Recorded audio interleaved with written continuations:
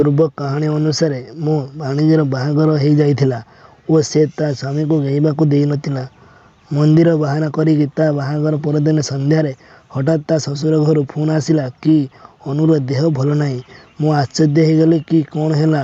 ଘର ଲୋକେ ଆଉ ମୁଁ ହେଲେ ଯାଇ ପହଞ୍ଚିଲି ଓ ଜାଣିଲି ଯେ ଅନୁର ପେଟ କାଟୁଛି, ସେ ମେଡ଼ିକାଲ ଯିବାକୁ ଚାହୁଁଛି। ତା ଶ୍ୱଶୁର କହିଲେ, ଭଲ ହେଲା ଆପଣ ଆସିଲେ, ସମନ୍ଧି ଅନୁକୁ ନେଇ ଡାକ୍ତର ପାଖକୁ ଯାଆନ୍ତୁ, ମୁଁ ଆଣି ଛାଡ଼ିଦେଇ ଯିବେ। ମୁଁ କହିଲି ହଉ। ମୋ କାରରେ ବସେଇଲି ଅନୁ ଓ ମୁଁ କେବଳ କିଛି ବାଟ ଯାଉଛୁ, ଅନୁ କହିଲା ହାୟ ଓଏ ଫେଁ କିନା ହସିଲା। ମୁଁ କହିଲି କ'ଣ ହେଲା ବେ ହସୁଛୁ, ତୋ ପେଟ କାଟୁଛି ପରା। ଓଃ ସେଇଟା ତ ଗୋଟେ ବାହାନା ମୋର। ମାନେ? ଆରେ ବୁଦ୍ଧୁ, ମୋର ତମଠୁ କିଛି ପାଇବାର ଅଛି, ସେଇଥିପାଇଁ ଏ ବାହାନା। କ'ଣ?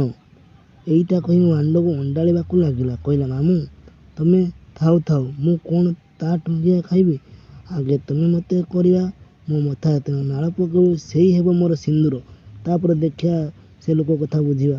ମୁଁ କହିଲି ଓ ଏଇ କଥା, ହଉ ଚାଲ ମୋ ଘରକୁ ଯିବା। ମୁଁ ଏମିତି କହି ଗାଡ଼ି ମୋ ବସା ଆଡ଼େ ମୁହାଁଇଲି।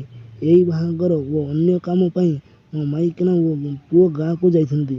ତେଣୁ ମୋ ବସା ଘରେ ମୁଁ ଏକା। ଘରେ ପହଞ୍ଚି ଅନୁ ମୋତେ ଟାଣିନେଲା ଭିତରକୁ।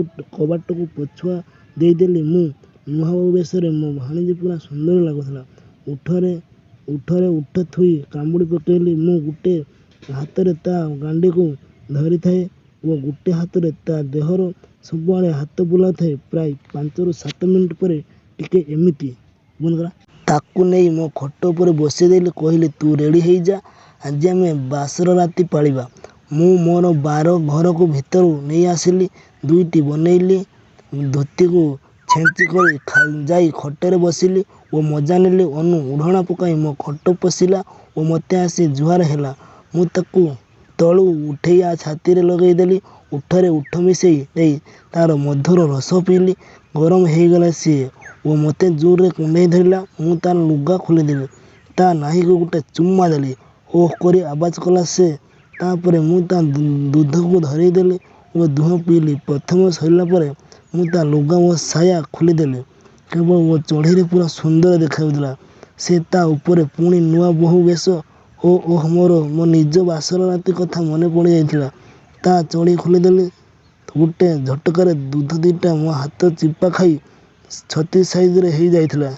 ଡେଇଁ ପଡ଼ିଲେ ମୋ ମୁହଁ ଉପରକୁ। ମୁଁ ଗୋଟାକୁ ପାଟିରେ ପୂରେଇଲି ଓ ଆରଦନ୍ତ ନିପୋଳ ଉପରେ ଜିଭ ବୁଲାଇଥାଏ। ଓଃ କି ଆନନ୍ଦ। ଏଣେ ଅନୁ ଚିତ୍କାର କରି ଉଠୁଥାଏ। ଆଖି ବନ୍ଦ କରି ବିଭିନ୍ନ ପ୍ରକାର ଆବାଜ କରୁଥାଏ।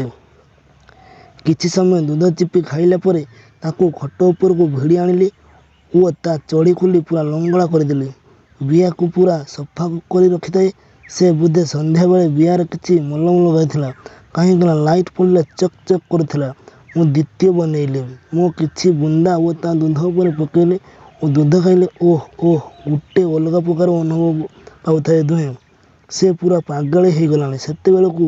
ତା ବିୟାରୁ ଖାଲି ପାଣି ଝରୁଥାଏ। କହିଲା ମାମୁଁ ଆଉ ସମ୍ଭାଳିବିନି, ଆଗେ ଥରେ ଜୋରରେ ଘେଇଦିଅ, ତାପରେ ଏସବୁ।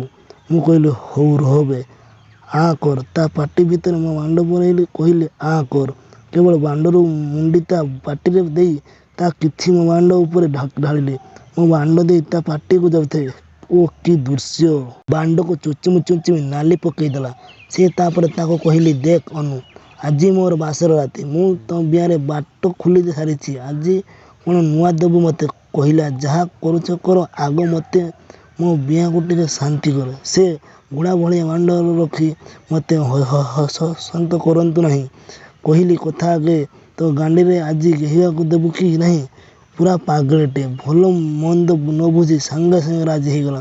ତା ଉପରେ ଶୋଇ ପଡ଼ିଲି ମୁଁ। ତା ଓଠକୁ କାମୁଡ଼ି ଧୀରେ ଧୀରେ ତା ବିୟା ଭିତରେ ମୋ ବାଣ୍ଡକୁ ପୂରେଇଲି। ବାଣ୍ଡ ଧୀରେ ଧୀରେ ଯିବାକୁ ସମ୍ଭାଳି ନ ପାରି ନିଜେ ଅନୁ ମୋ ଗାଣ୍ଡି ପଟୁ ମୋତେ ତା ଭିତରକୁ ଟାଣିନେଲା।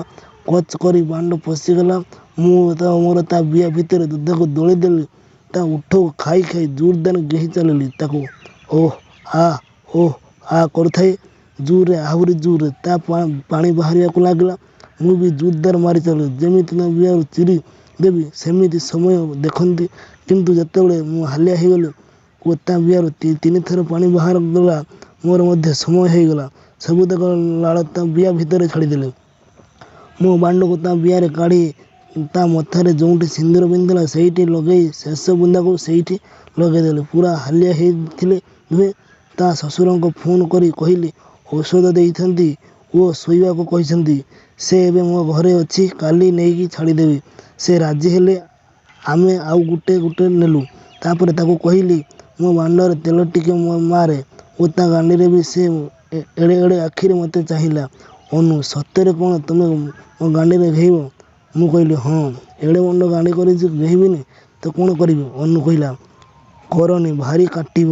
ମୁଁ କହିଲି ବେଶୀ ଛୁଡ଼ି ହଅନା, ଜଲ୍ଦି ଜଲ୍ଦି ଦେଖା ତ, ଖାଲି ନାମକୁ ମାତ୍ର ରହିବ, ମୁଁ ତୋର ସବୁ ବାଟ ଖୋଲିବି। ଅନୁ କହିଲା ଆଚ୍ଛା, ନଥିଲେ ମୁଁ ବି ବାଣ୍ଡରେ ତେଲ ମାରିବି।